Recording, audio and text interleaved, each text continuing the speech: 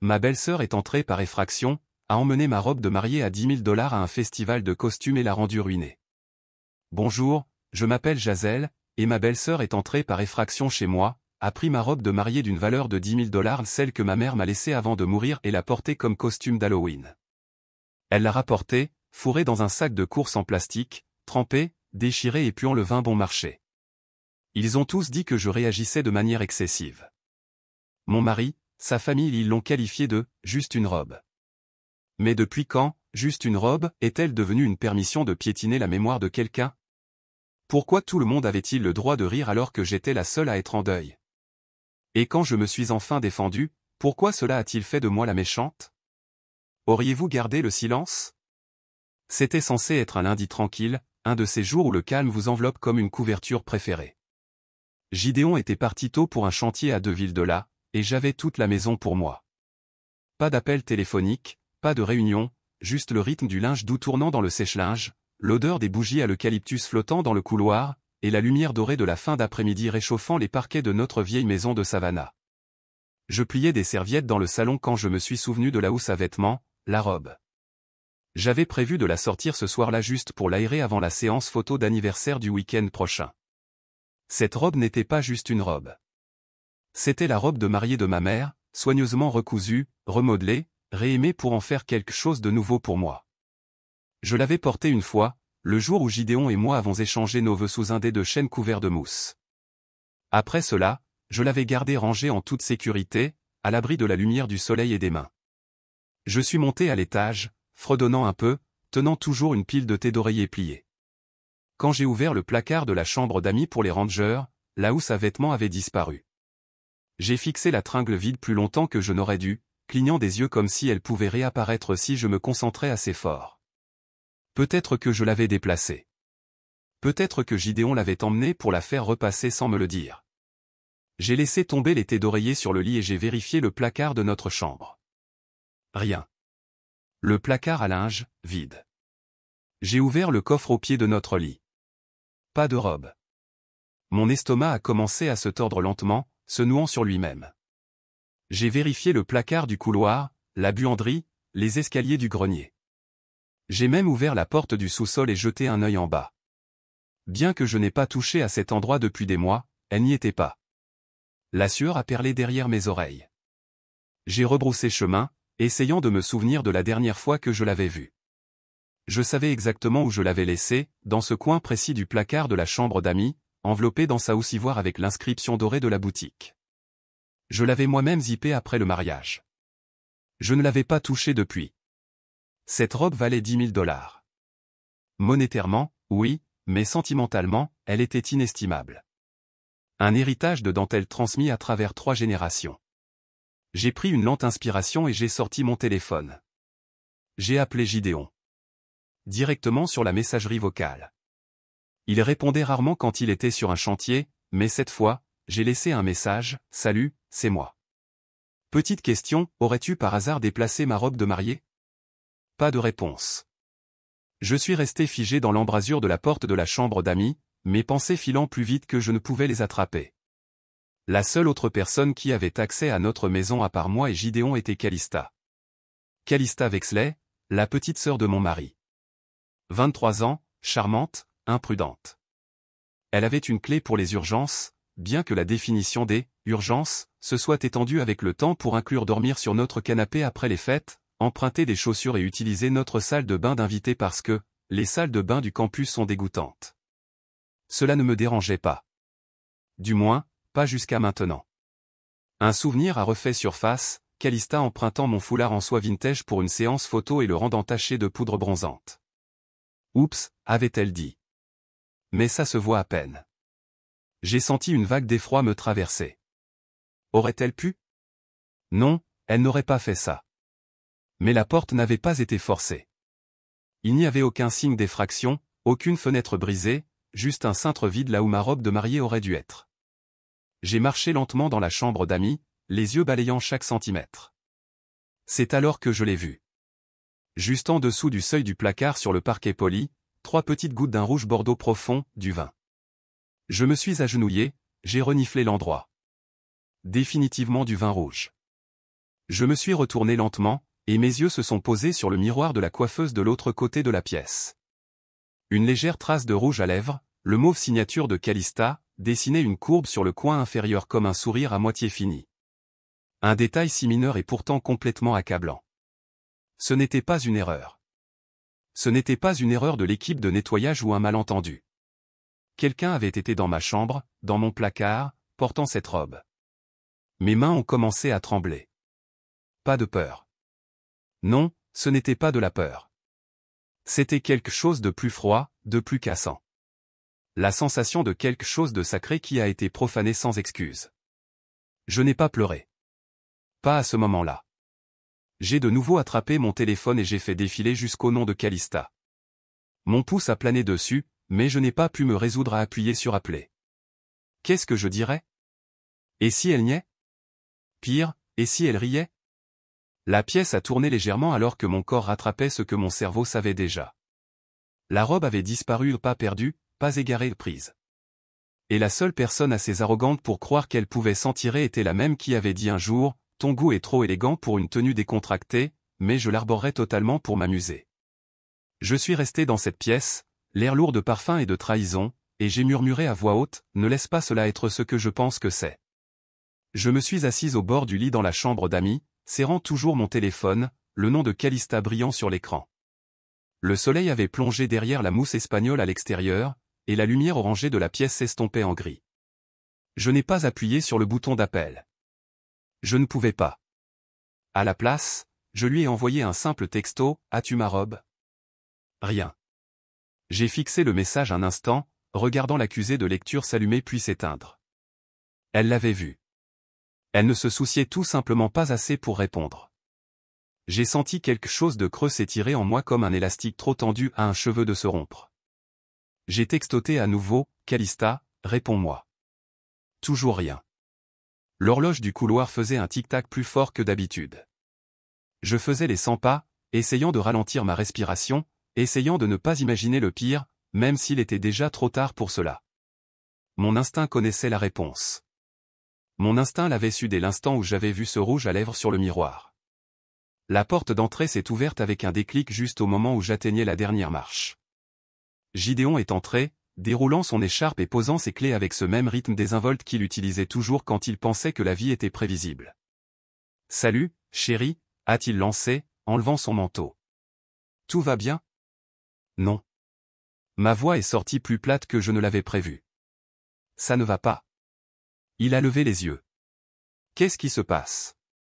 J'ai croisé les bras, la chaleur montant dans ma poitrine. « Où est ma robe de mariée ?» Ses sourcils se sont froncés. Quoi? Pourquoi est-ce que je le saurais? Parce qu'elle a disparu, Gideon. Elle n'est pas dans le placard. Elle n'est nulle part. Il a cligné des yeux. Tu es sûr que tu ne l'as pas déplacée? Je lui ai lancé un regard qui a tranché net la question. Je sais exactement où je l'ai laissée. Il a levé les mains comme si je l'avais accusé d'incendie criminel. D'accord, calme-toi. Je détestais ça. Ne me dis pas de me calmer. Il a poussé un soupir et s'est dirigé vers la cuisine. Peut-être que Calista est passée. C'est exactement ce que je pensais. Je l'ai suivie. Elle n'a pas répondu à mes textos. Je pense qu'elle l'a prise. Il s'est arrêté au milieu de son geste pour atteindre la poignée du réfrigérateur. Pourquoi prendrait-elle ta robe de mariée? Pourquoi a-t-elle pris mon foulard l'année dernière ou les perles de ta mère pour cette fête? Tu penses qu'elle ne le referait pas? Il n'a pas répondu. Il s'est juste frotté le front comme si cette conversation lui donnait mal à la tête au lieu de me provoquer une crise de nerfs généralisée. Avant que je puisse dire autre chose, nous l'avons entendu. Une voiture entrant dans l'allée, les pneus crissant sur le gravier de cette manière négligente dont Calista conduisait toujours. Je me suis approché de la fenêtre et j'ai regardé à travers les rideaux. Elle était là. Sa Civic rouge cabossée, enfoncée du côté passager. Les vitres baissées, même s'il faisait froid dehors. Elle n'a même pas frappé. La porte d'entrée s'est ouverte comme si elle habitait ici, comme si elle ne m'avait pas ignoré toute la journée. « Salut » a-t-elle appelé joyeusement, sa voix rebondissant dans le couloir. Je l'ai ramenée. Je me suis figé. Gideon est revenu dans la pièce, mais je n'ai pas bougé. Calista est entrée comme si elle rendait un mixeur. Elle tenait un sac en plastique Target froissé et humide dans une main, le balançant légèrement comme s'il ne pesait rien. Voilà, a-t-elle gazouillé. Mon cœur s'est arrêté. Elle a posé le sac sur le comptoir de la cuisine sans aucune cérémonie. Je m'en suis approché lentement, comme s'il pouvait contenir quelque chose de radioactif. Mes doigts ont hésité sur les poignets, puis ont écarté le plastique. La première chose qui m'a frappé n'était pas la vue. C'était l'odeur, vin bon marché, parfum éventé, fumée. L'odeur m'a griffé la gorge avant même que je ne pose les yeux sur ce qu'il y avait à l'intérieur. La robe, ce qui était autrefois la robe de mariée de ma mère, était froissée, trempée, tordue comme une nappe usagée. La dentelle était déchirée le long de l'ourlet. Une tache rouge foncée saignait à travers la partie centrale, presque noire sous la lumière de la cuisine. Des paillettes s'accrochaient au sac comme si elles avaient essayé de s'échapper. Ma main tremblait alors que j'en sortais une partie. La soie collait à elle-même, déformée et plissée comme si elle avait été traînée dans une bouche d'égout. J'ai levé les yeux. Calista était en train de t'extraire. Ma voix s'est brisée. Qu'est-ce que tu as fait? Elle a levé les yeux, imperturbable. Quoi? Oh, oui. Une fille a renversé un verre sur moi, et je crois que j'ai accroché l'ourlet à un pied de table ou quelque chose comme ça, mais je ne voulais pas, genre, la ruiner ou quoi que ce soit. Tu l'as porté? Ben, oui. J'avais besoin de quelque chose pour la soirée déguisée. Ma bouche est devenue sèche. Tu as porté ma robe de mariée. La robe de ma mère. Elle a cligné des yeux. Je ne savais pas que c'était celle-là. Elle était dans une housse de mariée dans un placard fermé. Elle a haussé les épaules. Elle avait l'air vieille. Je pensais que c'était du vintage ou quelque chose dont tu ne te souciais pas.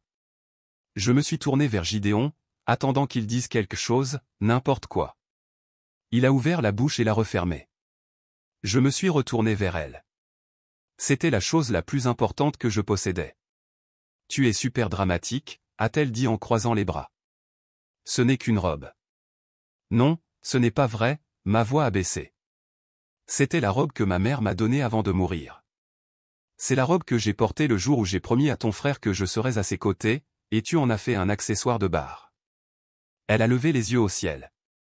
D'accord, maintenant tu me fais sentir mal. Tu devrais. J'ai dit que je ne savais pas. Mais tu n'as pas demandé non plus. Elle a soufflé. Tu agis toujours comme si tout devait être sacré. Tout le monde n'est pas aussi coincé que toi, Jazel. J'ai fait un pas de plus vers elle. Sors. Tu es sérieuse. Sors de ma maison. Sa bouche s'est de nouveau ouverte, mais Gideon a finalement parlé. Calista, laisse-lui juste un peu d'espace. D'accord? Elle l'a regardé fixement, les lèvres entr'ouvertes d'incrédulité. Tu prends son parti? Je ne prends pas parti. Je te demande de partir. Calista a secoué la tête, attrapant son sac sur le comptoir. C'est ridicule. Elle est sortie en trombe par la porte d'entrée, la claquant assez fort pour faire vibrer la vitre. Je suis resté là un moment, fixant le sac toujours sur le comptoir, incapable de bouger. Ma poitrine me faisait mal, non plus de colère, mais de quelque chose de bien plus amer. J'ai pris la robe, encore dégoulinante, et je l'ai portée jusqu'à l'escalier. Je me suis assise sur la dernière marche. Le tissu humide s'est étalé sur mes genoux. La pièce était silencieuse, à l'exception du tic-tac de l'horloge. Et puis, à peine un murmure, je me suis entendu dire, j'aurais dû fermer ce fichu placard à clé. La lumière à travers la fenêtre de la cuisine était déjà crue au moment où j'ai ouvert les yeux. Je n'avais pas réussi à monter à l'étage la nuit précédente. Au lieu de cela, je m'étais endormi, recroquevillé sur le canapé du salon, la robe en ruine toujours en tas sur le pouf comme un animal blessé. Son odeur s'était imprégnée dans l'air, alcool bon marché et quelque chose de synthétique s'accrochant au mur comme pour me défier d'oublier. Je me suis redressé lentement. J'avais mal au dos à cause de la position inconfortable dans laquelle j'avais dormi, et mon cou protestait à chaque mouvement. J'ai retiré le plaid de mes épaules et je l'ai mis de côté, me forçant à me tenir droite. La cuisine était silencieuse, trop silencieuse. La cafetière était intacte sur le comptoir. Normalement, j'aurais entendu les pas de Gideon à cette heure, le tintement d'une cuillère remuant du sucre, peut-être même son sifflement habituel, mais il n'y avait rien. Juste le tic-tac de l'horloge murale et le doux bourdonnement du réfrigérateur. J'ai essayé de manger, j'ai brouillé quelques œufs plus par routine que par faim, mais je n'ai pas pu en avaler plus de 2 bouchées. Chaque partie de moi se sentait crispée, tendue, comme si mon corps attendait quelque chose sans savoir quoi. La robe était toujours sur le pouf quand je suis passé à nouveau devant, la couche inférieure traînant sur le tapis. Je ne pouvais pas me résoudre à la plier. Je ne pouvais pas me résoudre à la ranger. Chaque fois que je la regardais, tout ce que je voyais était le visage de ma mère le jour où elle me l'a donnée. « Elle est à toi maintenant », avait-elle dit, sa voix chaude et rauque par l'âge. « Pas seulement pour ton mariage, mais pour chaque force que tu porteras à partir de ce jour. » Elle avait porté cette robe lorsqu'elle avait épousé mon père sous l'arbre du palais de justice. Ma grand-mère l'avait portée aussi, des décennies plus tôt dans une petite chapelle du nord de l'État. 3 générations de femmes, toutes dans la même soie et la même dentelle, toutes croyant assez en l'amour pour se transmettre quelque chose de si fragile. Et quand ma mère me l'a offerte, elle ne savait pas qu'elle serait partie dans l'année, mais je pense qu'elle le sentait. Elle m'avait remis une lettre avec la robe, pliée avec soin dans une enveloppe bleue. « Je te donne ceci non pas pour un mariage, disait-elle, mais pour la femme que tu deviens. Que cette robe ne soit jamais juste du tissu pour toi, mais le fil qui te rappelle qui tu es, même quand les autres essaient de le défaire. » Je n'avais pas lu cette lettre depuis longtemps, mais elle résonnait dans ma tête maintenant, mot pour mot. Je n'ai pas pleuré. Pas encore. J'ai entendu la douche à l'étage. Gideon était réveillé. Je suis resté près de l'îlot de cuisine, les bras croisés, attendant qu'il descende. Peut-être qu'il dirait quelque chose. Peut-être que maintenant, après avoir vu ce que sa sœur avait fait, il dirait quelque chose de significatif, des excuses, un plan, quelque chose. Il est apparu dans l'embrasure de la porte 15 minutes plus tard, les cheveux humides, une tasse de voyage à la main. Il était habillé pour le bureau. Ses yeux ont rencontré les miens. « Bonjour », a-t-il dit. Pas de pause, pas de question. Il n'a pas regardé la robe. « Bonjour », ai-je répondu, plus doucement que je ne le voulais. Il s'est dirigé vers le réfrigérateur, a sorti le jus d'orange et l'a versé dans un verre. Le silence était épais. « Tu l'as vu », ai-je finalement dit. « Tu as vu ce qu'elle a fait. » Il m'a tourné le dos. « Oui. » « Tu as vu l'état dans lequel elle est. » Il a hoché la tête. « Tu as vu son visage, son ton. » Moi. Il a posé le verre, a pris une gorgée de café. Elle n'avait pas l'intention de la détruire. Je l'ai regardée, stupéfaite. C'était la chose la plus sacrée que je possédais, Gideon. Il a expiré, s'appuyant contre le comptoir comme si cette conversation l'épuisait. Ce n'est qu'une robe, Jazelle. Je sais qu'elle signifiait beaucoup, mais tu agis comme si c'était une personne. J'ai senti ma poitrine se serrer. C'était un morceau de ma mère, un morceau de moi, et elle l'a porté comme une blague. Tu réagis de manière excessive. C'en était trop. Le fil s'est rompu. Je me suis retourné et je suis parti, mes pieds nus silencieux sur le parquet, mais ma rage résonnait à chaque pas. Je ne suis pas allé loin, juste dans mon bureau à domicile. Mais cela semblait être des kilomètres, comme entrer dans un monde différent où mes sentiments comptaient et où ma voix n'était pas étouffée sous le poids de l'indifférence passive de Gideon. Je me suis assise à mon bureau, les mains jointes. Pendant quelques minutes, j'ai fixé le bloc-notes vierge devant moi. Puis j'ai commencé à écrire. Je ne l'ai pas filtré. J'ai écrit exactement ce dont je me souvenais de la nuit dernière, la façon dont Calista a souri avec suffisance, le son du sac Target heurtant le comptoir, le silence de Gideon, la façon dont mes mains tremblaient quand j'ai touché la robe. Puis j'ai fait une deuxième colonne, que j'ai intitulée « Émotion, deuil, violation, dégoût, isolement ». J'ai entouré le dernier mot 2 fois. Puis je me suis penché en arrière et j'ai regardé autour de mon bureau. La bibliothèque, toujours pleine de volumes que ma mère possédait autrefois. Les photos sur le mur, une de moi et Gideon le jour de notre mariage, une autre de ma mère et moi, bras dessus bras dessous, souriant d'une manière que je n'avais pas faite depuis des mois.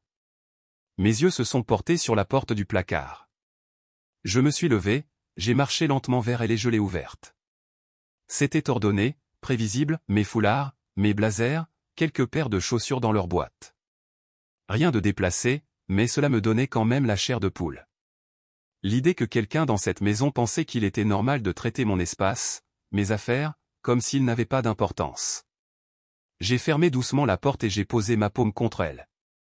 C'est à ce moment-là que ça m'a frappé. Ils n'avaient pas seulement endommagé la robe. Ils avaient piétiné mes souvenirs, mon histoire, ma confiance. Et pas une seule personne dans cette maison ne semblait s'en soucier assez pour se tenir à mes côtés. J'ai parlé à voix haute, à peine plus qu'un murmure, ils n'ont pas seulement ruiné ma robe. Ils ont ruiné le dernier morceau d'elle qu'il me restait. Après avoir murmuré ces mots dans le silence obscur de mon bureau, je suis restée assise là pendant un moment, regardant par la fenêtre. Le ciel était déjà devenu d'un gris terne et couvert, reflétant le brouillard engourdi dans ma poitrine. Mes pensées tournaient en cercle silencieux, oscillant entre la colère, le deuil et une étrange sorte de clarté que je n'avais pas ressentie depuis longtemps. La maison était de nouveau silencieuse. Gideon était parti travailler sans un mot de plus. Je ne l'ai pas suivi jusqu'à la porte. Je n'en avais pas envie. Vers midi, j'ai préparé un sandwich que je n'ai pas mangé et j'ai versé un verre de thé glacé que j'ai laissé perler sur le comptoir. J'ai pris mon téléphone pour faire défiler, me distraire, m'échapper. C'est à ce moment-là que le texto de Gideon est arrivé, « Maman veut parler. Elle nous invite tous ce soir. 18h. Juste un dîner, des trucs de famille. » J'ai fixé l'écran, j'ai relu les mots. Mon estomac s'est noué. Truc de famille. C'était un code dans la maison ROR. Truc de famille signifiait une intervention déguisée en politesse. Cela signifiait des regards à travers une table, des bouches souriant trop crispées, et un scénario que tout le monde sauf moi avait déjà répété. Pourtant, j'ai répondu « d'accord ». Puis je me suis levé, j'ai marché jusqu'au miroir du couloir et je me suis regardé droit dans les yeux. Ils pensent qu'ils vont me réparer, ai-je marmonné. Mais ce n'est pas moi qui suis brisé. Au moment où nous sommes entrés dans la longue allée de ses parents, le soleil avait plongé derrière les arbres. L'heure dorée avait projeté de longues ombres sur la brique blanche de leur maison de style colonial chaleureuse et douce, trompeuse. Gideon a garé la voiture et s'est tourné vers moi.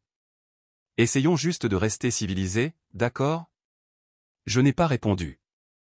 Ma mâchoire est restée serrée. À l'intérieur, la salle à manger était déjà dressée.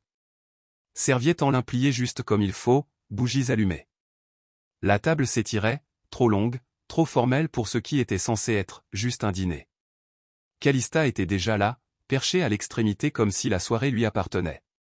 Ses cheveux étaient bouclés, son chemisier impeccable. Elle sirotait de la limonade à travers une paille en verre, faisant défiler son téléphone comme si rien ne s'était jamais passé. Madame ROR est venue nous accueillir. Jazel, a-t-elle dit avec ce même sourire mielleux qu'elle avait perfectionné pour les invités et les apparences. Nous sommes si heureux que tu aies pu venir, ma chère. J'ai hoché la tête. Bien sûr. Nous nous sommes assis. Des conversations futiles murmuraient dans la pièce comme de l'électricité statique, sans signification, constante, irritante. J'ai fixé la salade intacte devant moi, le verre de vin blanc que je ne boirais pas. Finalement, Madame ROR s'est éclaircie la gorge et a joint les mains. Alors, Calista nous a raconté ce qui s'est passé. J'ai légèrement incliné la tête. Quelle partie ? Elle a hésité, juste une fraction de seconde. À propos de la robe. La robe qu'elle a volée. Ses lèvres se sont resserrées. Elle ne réalisait pas que c'était important. C'était une erreur. J'ai laissé cela en suspens dans l'air pendant un moment, puis j'ai dit calmement, cette robe était celle de ma mère. Elle est dans ma famille depuis 3 générations. Elle ne le savait pas, Jazel. Elle n'a pas demandé. Calista, qui n'avait pas levé les yeux une seule fois, a finalement dit, elle était suspendue dans un placard d'invité comme un vieux costume. Comment étais-je censé savoir que c'était le saint Graal des robes ? Je me suis penché en avant. Tu as ouvert un placard qui n'était pas le tien, pris quelque chose qui n'était pas à toi, tu l'as porté, ruiné, et tu penses que je suis déraisonnable de m'en soucier. Calista a levé les yeux au ciel. Tu agis comme si j'avais mis le feu à la maison. Il aurait peut-être été plus facile de remplacer la maison, ai-je répliqué. D'accord, a dit Gideon en levant la main. Ne transformons pas cela en une crise majeure. Mes yeux se sont posés sur lui. C'en est déjà une, et tu continues de la minimiser. Il a haussé les épaules, exaspéré. Ce n'est qu'une robe, Jazel. Tu l'as dit toi-même, c'est un symbole. Ce n'est pas la même chose que si c'était irremplaçable. C'était irremplaçable. Un murmure d'approbation a flotté de la part de sa tante au bout de la table. Sa cousine s'est penchée pour murmurer quelque chose à son petit ami, et ils ont tous les deux souri avec suffisance. J'avais l'impression d'être sur une scène, nu sous les projecteurs, à qui on disait que le spectacle devait continuer, même si tout s'effondrait autour de moi. J'ai légèrement reculé ma chaise, non pas pour me lever mais juste pour respirer. Savez-vous ce que c'est, ai-je dit, mes yeux balayant la table, de se faire voler par quelqu'un avec qui vous avez dîné la semaine dernière, quelqu'un qui vous a souri, vous a appelé serette, puis a traité votre bien le plus sacré comme une blague de fête? Personne n'a répondu. Moi, oui, ai-je dit. Et je suis assise à une table pleine de gens qui prétendent que c'est normal. Madame Héroer a attrapé son verre de vin. Nous voulons juste la paix, Gisèle. Ce genre de tension n'est pas sain. La tension n'est pas causée par le fait que je demande un respect de base. Vous rendez les choses plus difficiles qu'elles ne le sont. Non, ai-je dit. C'est vous. J'ai regardé Gideon. Vous tous. Personne n'a touché à sa nourriture. Personne ne m'a défendu. Personne n'a même eu l'air assez mal à l'aise pour suggérer de la honte. Juste une indifférence rigide et calculée. J'ai scruté leur visage une dernière fois, et quelque chose a cliqué en moi. Silencieusement, définitivement. Ce n'étaient pas les miens. Ils ne l'avaient jamais été. Je me suis levé. Pas de grincement de chaise, juste un mouvement doux. Je n'ai rien claqué, je n'ai pas juré ni pleuré. J'ai juste pris mon sac à main et j'ai hoché la tête une fois. Merci pour le dîner, ai-je dit.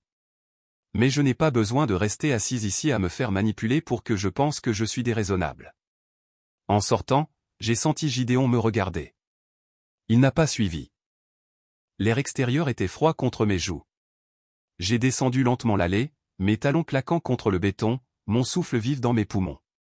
Dans la voiture, je suis resté assise un moment avant d'attraper mon téléphone. J'ai tapé un message à mon amie Elena, dis-moi que je ne suis pas folle. J'ai attendu.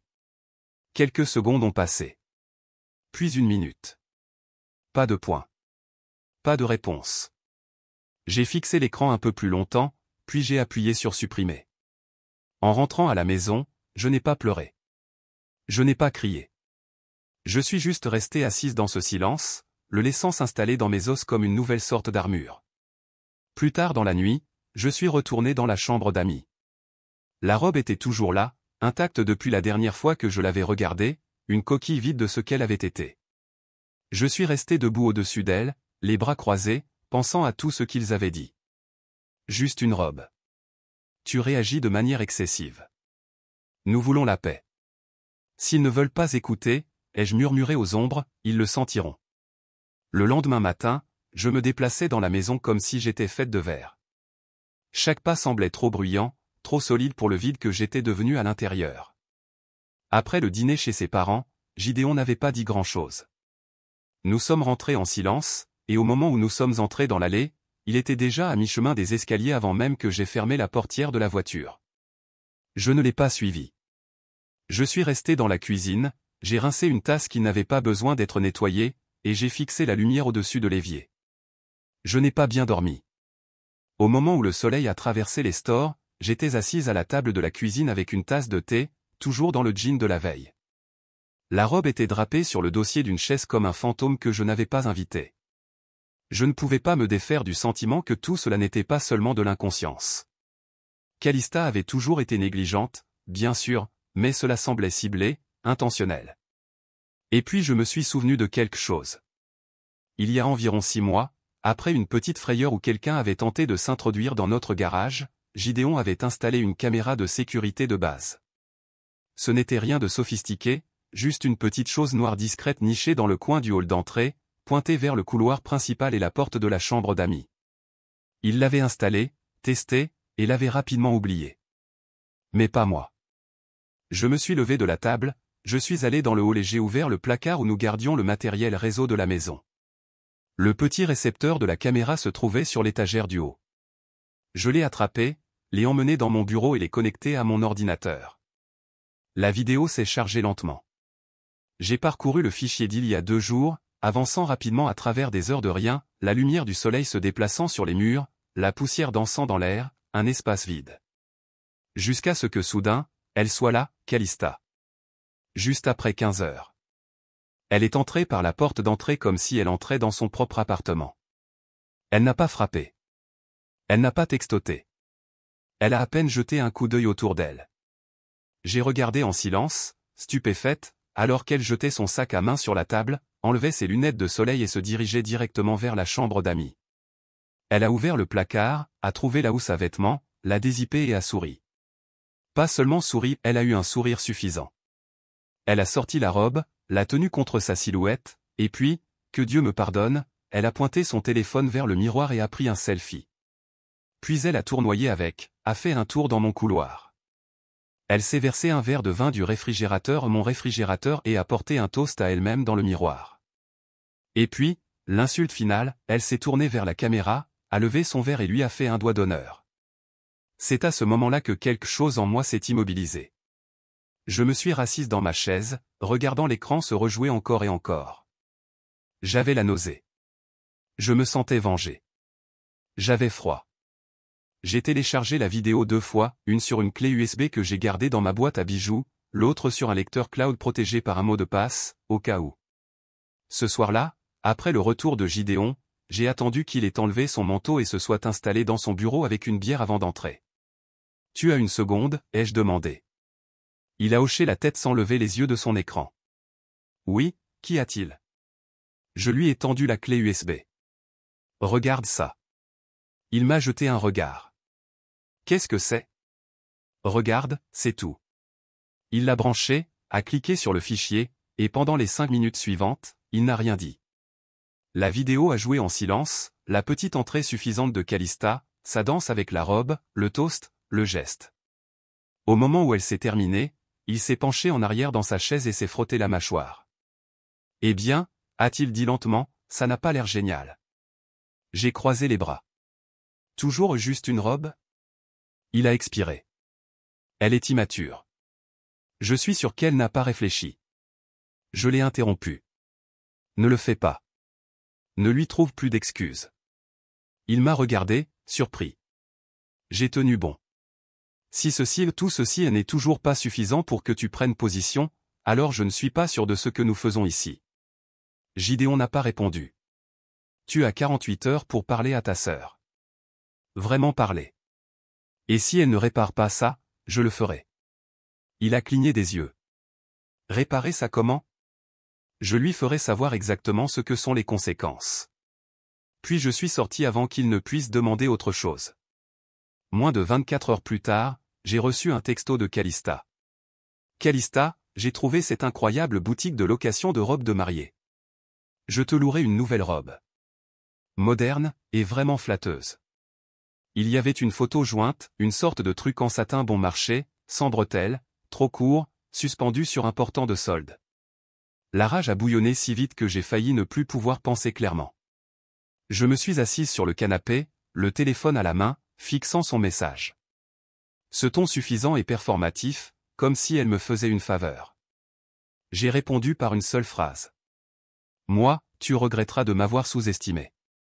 Pas d'émoji, pas de fioriture de ponctuation, juste la vérité. J'ai jeté le téléphone de côté et j'ai ouvert mon ordinateur portable. L'écran s'est allumé alors que j'ouvrais un document vierge. Titre, plainte civile, dommages aux biens personnels. J'ai fixé le curseur clignotant.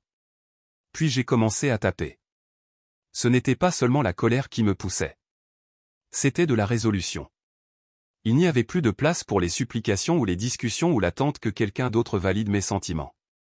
Elle avait violé ma maison, ma confiance, mon histoire, et maintenant je la ferai répondre de ses actes. Cette nuit-là, j'ai sauvegardé le document, j'ai refermé le couvercle et j'ai murmuré à personne en particulier, la prochaine fois, ce ne sera pas une conversation. Le déclic de la porte derrière moi a résonné plus fort que prévu. Gideon n'avait pas dit un mot alors que je lui tendais l'enveloppe. Il l'a juste fixée comme si elle pouvait exploser dans ses mains. Peut-être qu'elle le ferait. Je n'ai pas attendu pour voir ce qu'il ferait ensuite. Il n'y avait plus rien à expliquer. L'air extérieur était humide du poids du début de l'été, assez épais pour coller à la peau. Alors que je marchais vers ma voiture, une brise a fait bruire les cornouillers, mais elle n'a apporté aucun réconfort. J'ai conduit lentement vers la maison sans la radio, laissant le silence s'installer profondément dans mes os. Le lendemain matin a commencé comme n'importe quel autre week-end, calme, lent. J'ai fait du café, je l'ai versé dans ma tasse ébréchée préférée, et je me suis assise à la table de la cuisine avec le journal par habitude, pas par intérêt. La télévision murmurait faiblement en arrière-plan, bien que je n'aurais pas pu vous dire sur quelle chaîne elle était. C'est à ce moment-là que mon téléphone a vibré. Un message de Margot, une collègue du cabinet. Margot, tu vas bien? Je viens de voir quelque chose d'étrange à ton sujet sur la page Facebook du groupe Brookwood. Mon estomac s'est serré. J'ai ouvert l'application, j'ai cherché le groupe, et c'était là. Publié il y a à peine une heure, imaginez perdre la tête pour une robe d'occasion. Certaines personnes sont faites pour le drame. Pas de nom, pas de mention directe, mais ce n'était pas nécessaire. Les commentaires ont explosé en dessous. Réaction excessive classique. Pauvre Calista. Cette famille l'a toujours traitée comme si elle n'était rien. La mariée ne l'a pas portée il y a des années? Elle a toujours agi comme la reine du quartier de toute façon. J'ai fait défiler et défiler, sentant le sang se vider de mon visage.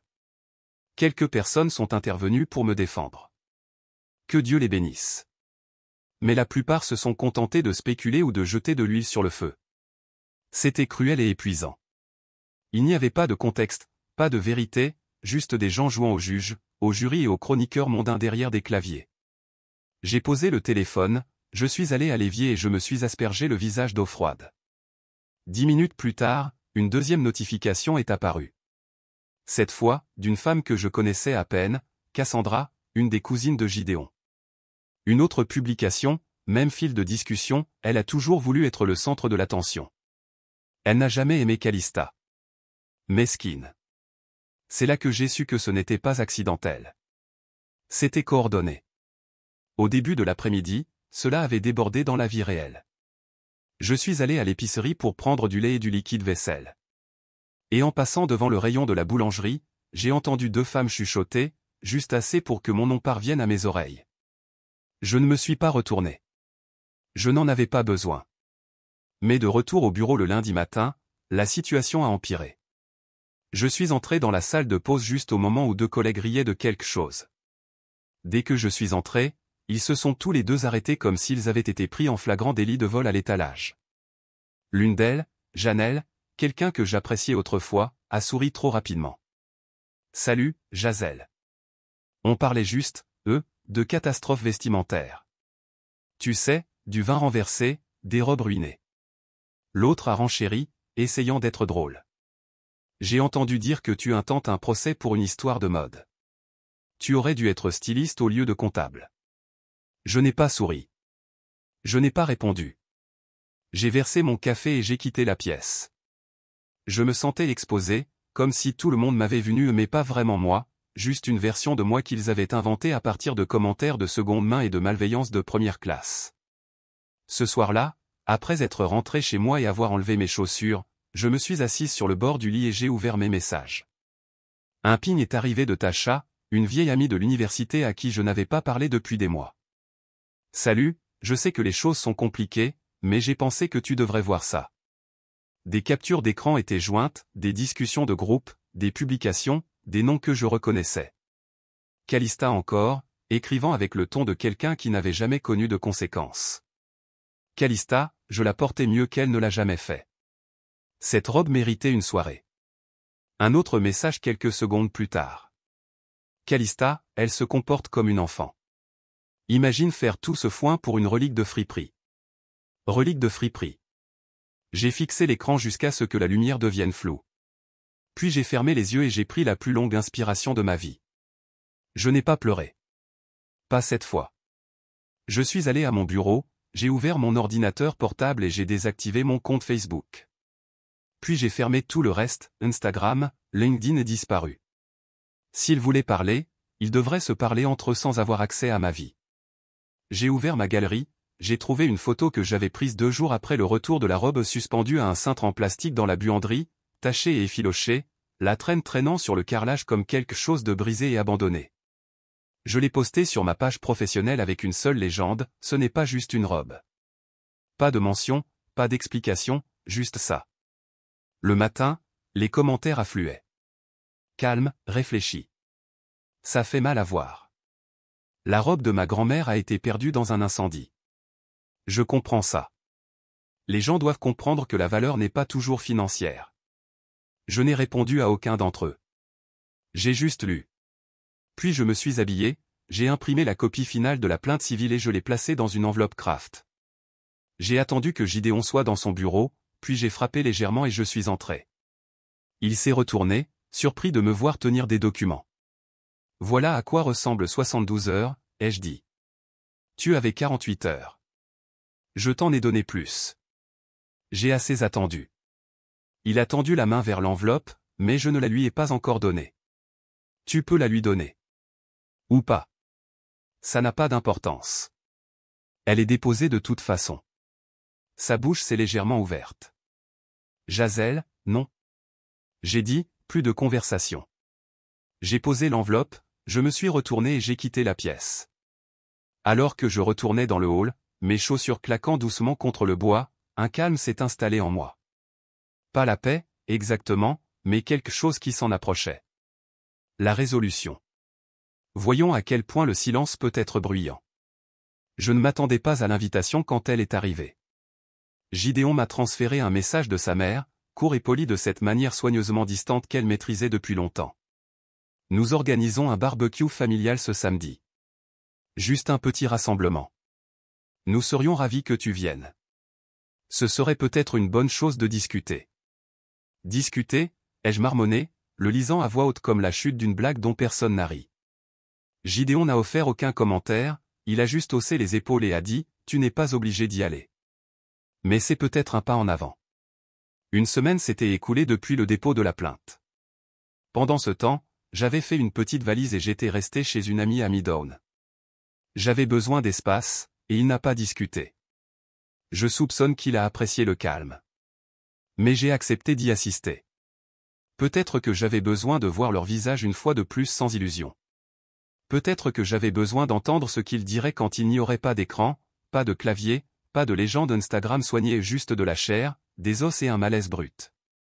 Le samedi soir est arrivé, humide et lourd, le genre de chaleur du sud qui fait coller vos vêtements avant même que vous ne vous asseyiez. Je suis entré dans la longue allée circulaire des RER quelques minutes après 6 heures. Des voitures bordaient déjà le trottoir. Des rires s'échappaient du jardin, et l'odeur de viande grillée flottait dans l'air comme un appât. J'ai contourné le côté de la maison, lissant l'arrière de ma jupe d'une main, serrant mon sac à main plus fort que nécessaire de l'autre. Alors que je franchissais le portail ouvert, chaque conversation s'est interrompue juste assez longtemps pour que j'aie l'impression qu'un projecteur s'était allumé. Calista était près de la table des boissons, riant avec l'un des cousins de Gideon.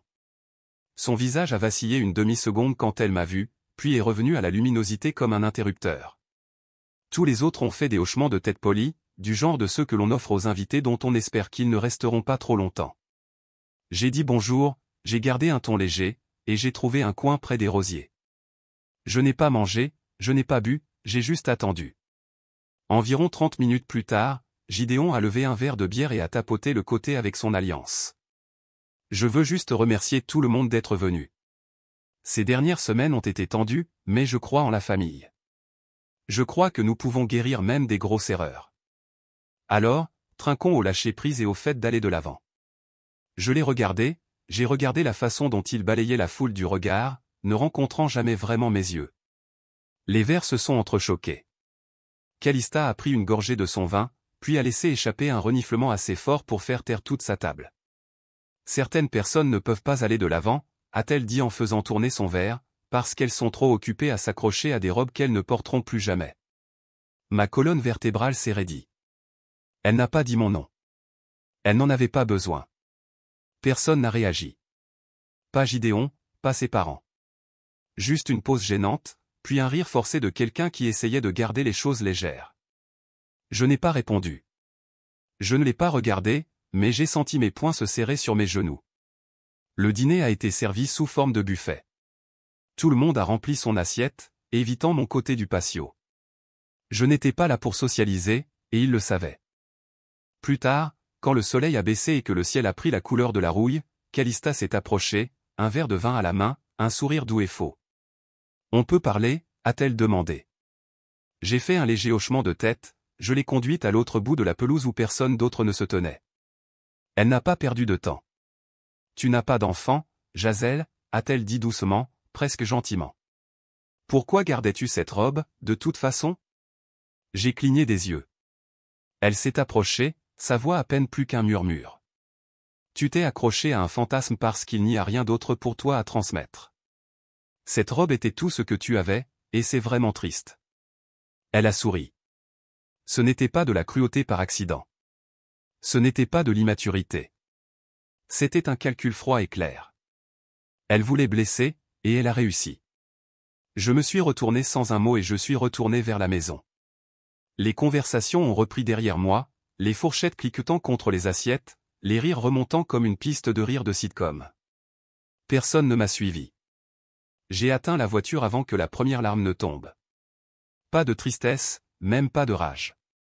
C'était quelque chose de plus profond, quelque chose qui ressemblait à de la reconnaissance. J'ai crié fort, brut, primal. Le genre de cri qui vous vide. Et puis j'ai ri. Sec, court, amer. J'en avais besoin, ai-je murmuré. De retour à la maison, j'ai de nouveau sorti la robe en ruine de sa boîte. Je me suis assise avec elle drapée sur mes genoux dans le salon sombre, tout comme je l'avais fait la nuit où Calista l'avait rendue dans ce sac en plastique. Cette fois, cependant, je n'étais pas en deuil. Je me souvenais. J'ai attrapé l'enveloppe, celle que ma mère avait glissée à l'intérieur du corsage quand elle me l'avait donnée. La lettre était courte, tapée sur du vieux papier à lettres, son écriture formant des boucles en bas. S'ils te font un jour sentir petite, souviens-toi que tu viens d'une lignée de femmes qui ont cousu leur propre valeur. J'ai de nouveau plié la lettre, j'ai embrassé le coin et je l'ai remise dans l'enveloppe. Puis j'ai pris le téléphone et j'ai appelé le meilleur spécialiste de la conservation de Savannah.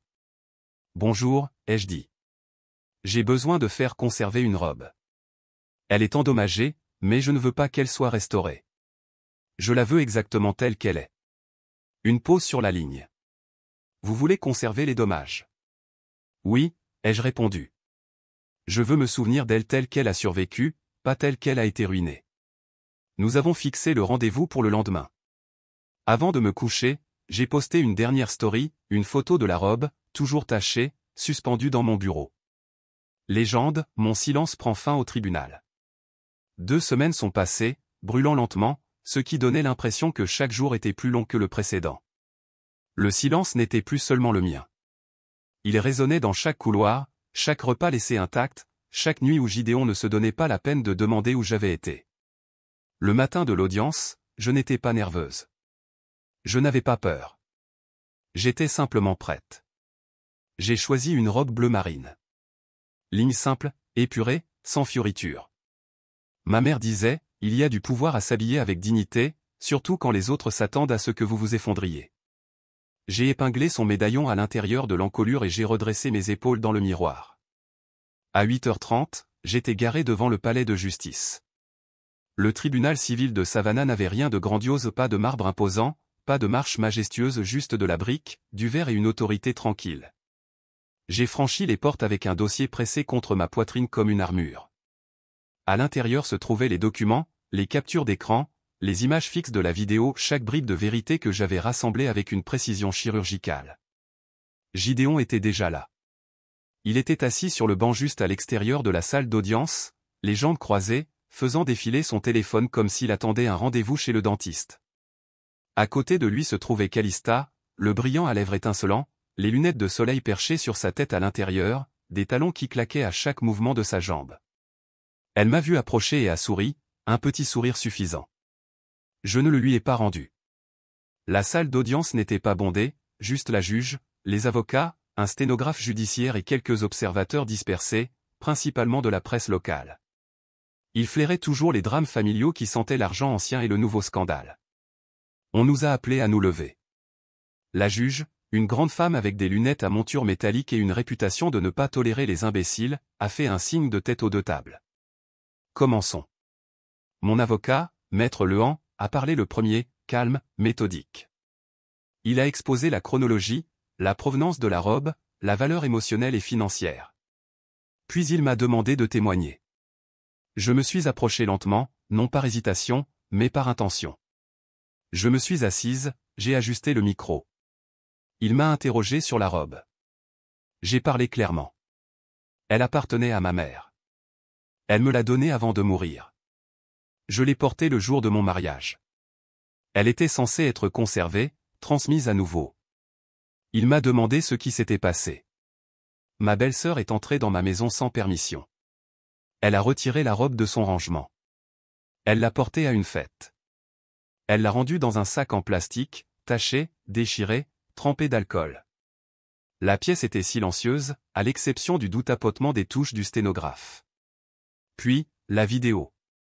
L'écran s'est allumé alors que le clip était diffusé, Calista déverrouillant la porte, allant directement dans la chambre d'amis, sortant la robe, tournoyant, buvant du vin, souriant avec suffisance dans le miroir, puis le doigt d'honneur à la caméra. Quelqu'un dans la salle a audiblement aspiré son souffle. Je ne me suis pas retourné pour voir qui. Mon avocat a conclu sa plaidoirie. L'avocat de Calista s'est approché de la barre. Il était plus jeune que prévu, trop sûr de lui. Mademoiselle Wexley, pourriez-vous nous dire ce que vous compreniez de la robe? Elle s'est levée, enroulant une mèche de cheveux. Je pensais que c'était juste, vous savez, une vieille robe. Je ne savais pas que c'était, genre, la robe. Elle n'était pas étiquetée. Elle était juste dans le placard. Il a hoché la tête comme si elle venait de résoudre l'affaire. Donc, vous ne saviez pas? Non, a-t-elle dit. Je pensais juste que ce serait amusant. Il a fait une pause. Et la vidéo? Niez-vous son exactitude?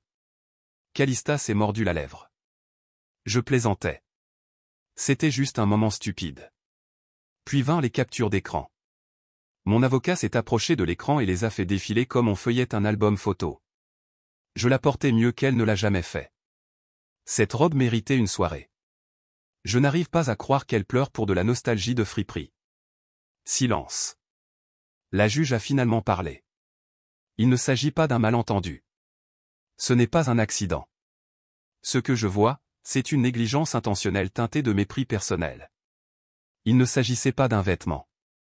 Il s'agissait de violer l'espace de quelqu'un, ses souvenirs, et de le faire sans aucun égard pour les conséquences. Son marteau a frappé une fois. Je statue en faveur de la plaignante, Jazel Caril. J'ai expiré pour la première fois depuis ce qui m'a semblé être des heures. L'accusé paiera des dommages et intérêts couvrant la détresse émotionnelle et la destruction de biens. L'intégralité des frais de justice devra être remboursée. Des excuses écrites officielles devront être soumises dans les 24 heures. Calista s'est assise comme si elle avait été dégonflée. Ses yeux se sont remplis de larmes, non pas de remords, mais d'humiliation. Gideon m'a regardé, n'a rien dit. Je me suis levé, j'ai fait un signe de tête à la juge et je suis sorti. Dehors, les journalistes attendaient. Les appareils photo cliquetaient, les microphones se tendaient. Mademoiselle Caril, avez-vous une déclaration à faire? Je me suis arrêté, je me suis tourné vers eux. La justice ne me rendra pas ce que j'ai perdu. Mais elle me dit que je ne suis pas invisible. Puis je suis passé devant eux, devant Gideon, devant Calista, qui refusait maintenant de croiser mon regard. Il m'a appelé. Jazel, attends. J'ai continué à marcher. Ce soir-là, je me suis assise sur mon porche avec un verre de thé glacé et j'ai regardé le ciel devenir lavande. Un courriel a sonné sur mon téléphone. Objet, excuse formelle, c'est Wexley. Je l'ai ouvert, j'ai fixé le corps du message pendant une demi-seconde, et j'ai appuyé sur supprimer sans lire. Le pardon n'est pas le silence, c'est la clôture d'un chapitre. Le soleil se levait plus lentement ces jours-ci, ou peut-être que je le remarquais simplement plus maintenant. Presque un mois entier s'était écoulé depuis le verdict. Et pendant ce temps, quelque chose en moi s'était adouci, mais pas de la manière dont il l'espérait probablement. Ce n'était pas du pardon pour eux. C'était de la grâce pour moi-même. J'avais emménagé dans un petit appartement au centre-ville de Savannah. Un 2 pièces, briques apparentes, de hautes fenêtres qui laissaient entrer juste assez de lumière matinale pour que le café ait meilleur goût. La propriétaire était une femme âgée qui amenait son chien pour percevoir le loyer. Les voisins étaient calmes, et l'air était à moi. Parfois, je passais en voiture devant la maison que Gideon et moi partagions autrefois, non par nostalgie il n'en restait plus mais par une sorte de curiosité, de la même manière que l'on regarde un endroit qui a autrefois abrité une version de soi-même que l'on a dépassée. Je ne me suis jamais arrêté. Jamais tourné dans la rue. Juste un coup d'œil dans le rétroviseur alors qu'elle disparaissait derrière moi. Plus petite à chaque fois. Gideon n'avait pas cherché à me contacter depuis le tribunal. Ni Calista. Je ne m'y attendais pas. Un après-midi, juste après avoir fermé la porte d'entrée de mon nouveau chez-moi et posé une boîte de catalogue de mariage, je suis entré dans ma boutique nouvellement louée dans un coin tranquille de la rue Whittaker. L'enseigne n'avait pas encore été installée, mais le nom était déjà gravé dans mon cœur, Seconde Grâce. Ce n'était pas juste une boutique. C'était autre chose. Quelque chose qui était encore en devenir. Les murs étaient encore nus, sauf un. Sur celui-ci était suspendu un simple cadre en bois. À l'intérieur se trouvait un morceau de dentelle déchiré soigneusement conservé, le coin de la robe en ruine. À côté, monté sous verre, se trouvait le mot de ma mère, celui qu'elle avait écrit quand elle m'avait donné la robe, maintenant vieilli en sépia le long des plis. En dessous des deux, gravé sur du laiton brossé, portez l'amour, pas la perfection. Les mariés sont venus lentement au début. Des femmes qui ne cherchaient pas le spectacle, mais des histoires. Certaines pleuraient en voyant les robes. D'autres riaient nerveusement, ne sachant pas si elles avaient leur place dans quelque chose de si doux. Mais elles l'avaient. Elles l'avaient toutes. Quelques semaines après l'ouverture, Maître Lehan, l'avocat qui m'avait aidé pour le procès, est passé avec 2 cafés. « Vous avez du pain sur la planche ?» a-t-il dit en faisant un signe de tête vers la cabine d'essayage où une jeune femme tournoyait devant un miroir. « C'est vrai, ai-je souri. Et j'aime ça comme ça. » Il a siroté sa boisson. « Avez-vous déjà pensé à porter à nouveau ce sourire pour quelqu'un d'autre ?» J'ai haussé un sourcil, amusé. « C'était votre version de la subtilité ?» Il a ri. « Je ne fais que semer des graines. Je n'ai pas dit oui, je n'ai pas dit non. J'ai juste siroté mon café et regardé la fille dans le miroir ajuster le voile avec révérence. » Cet après-midi-là, une mariée nommée Carla est venue avec sa grand-mère. Elle venait de se fiancer et ne pouvait se permettre rien qui approche les prix qu'elle avait vus en ligne. Sa voix tremblait quand elle m'a dit qu'elle pensait peut-être ne pas mériter le grand moment. Je l'ai aidée à enfiler une robe en mousseline douce, puis je me suis agenouillé derrière elle et j'ai épinglé le dos. « Vous méritez de vous sentir précieuse, ai-je dit. Pas seulement aimée, précieuse. » Quand elle s'est retournée et s'est vue, elle a fondu en larmes. Sa grand-mère aussi. Ce soir-là, après que la dernière lumière ait été éteinte et que la porte d'entrée ait été verrouillée, je me suis assise au comptoir en faisant défiler la page en ligne grandissante de la boutique. Quelqu'un avait partagé une photo de Carla debout devant la boutique, les mains sur la bouche, incrédule. La légende disait, pas seulement des robes. Elle vous rend votre histoire. Je ne me souviens pas avoir pleuré à ce moment-là. Je me souviens juste d'avoir expiré comme si j'avais retenu mon souffle pendant des années. Plus tard cette semaine-là, en triant des boîtes que le pressing avait retournées, j'ai trouvé quelque chose d'inattendu coincé sous le papier de soie, une petite enveloppe que je n'avais pas vue auparavant. Elle était adressée de l'écriture de ma mère, plus hâtive que d'habitude, probablement glissée avant le jour du mariage. Je me suis assise et je l'ai ouverte. Si tu dois faire ton deuil, fais-le debout.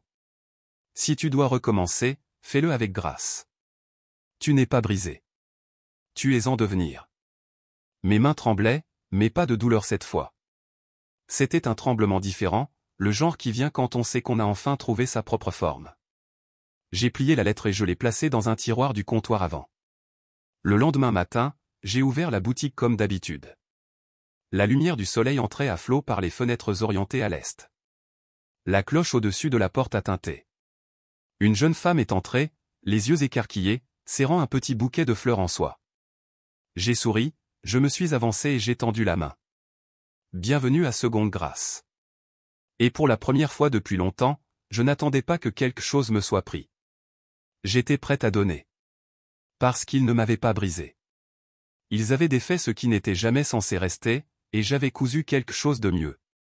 Cette fois, c'est à moi de tenir le fil. Parfois, ce que les gens qualifient de « juste une robe » contient des décennies de souvenirs, d'amour et d'héritage. Il ne s'agissait pas de tissu.